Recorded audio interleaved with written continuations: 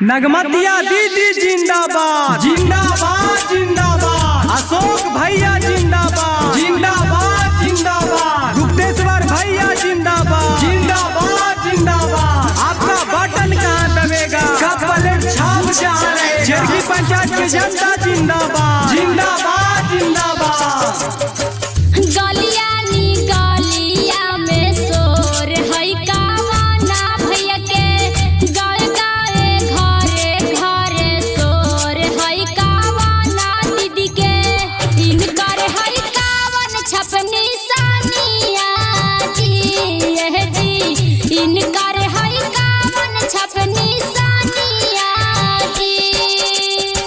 गलियानी गलिया में शोर हैया सोका भैया के, गावे गावे घरे घरे शोर है नगमतिया दीदी के। इनकर है कापे पलट निशाना माजी जी, 3 नंबर पर करिहा माता दाना माजी जी। चरकी पंचायत उतरी भागे से लाड़ा थी ना, चरकी पंचायत उतरी भागे से लाड़ा थी ना। पंचायत समिति के चुनावा जी भूलिहाना का पे पलट निशाना माजी। जी हाँ, चरकी पंचायत के उत्तरी भाग 1 से का प्लेट पर क्रम संख्या 3 पर बटन दबाकर नगमतिया दीदी पति अशोक भैया को जिताना है और भारी से भारी मतों से विजयी बनाना है। नगमतिया दीदी जिंदाबाद जिंदाबाद जिंदाबाद। अशोक भैया जिंदाबाद जिंदाबाद जिंदाबाद। गुप्तेश्वर भैया जिंदाबाद जिंदाबाद जिंदाबाद।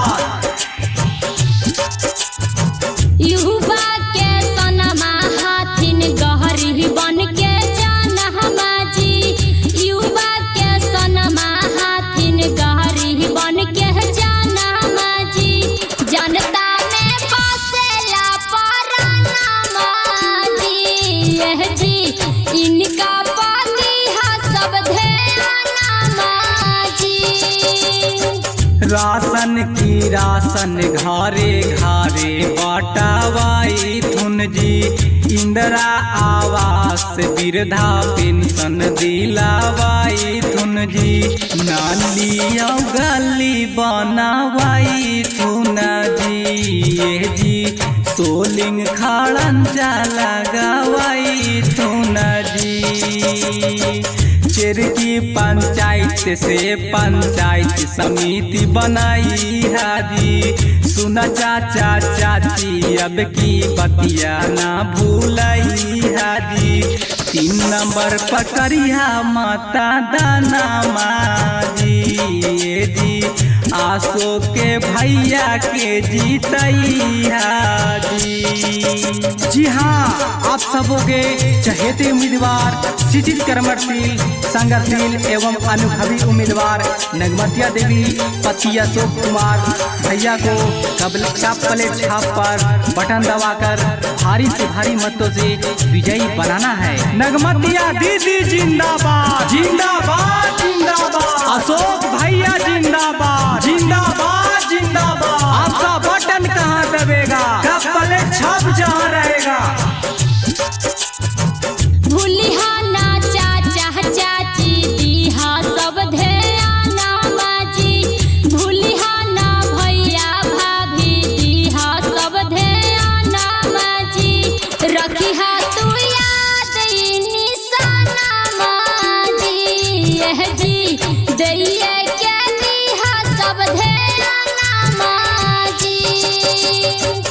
दिलवा के साफ हथिन माना माँ के साचा जी, सब उम्मीदवार में नगमतिया दीदिया जी। पंचायत समिति दिहा बनाई जी, 3 नंबर पर करिया माता दाना जी।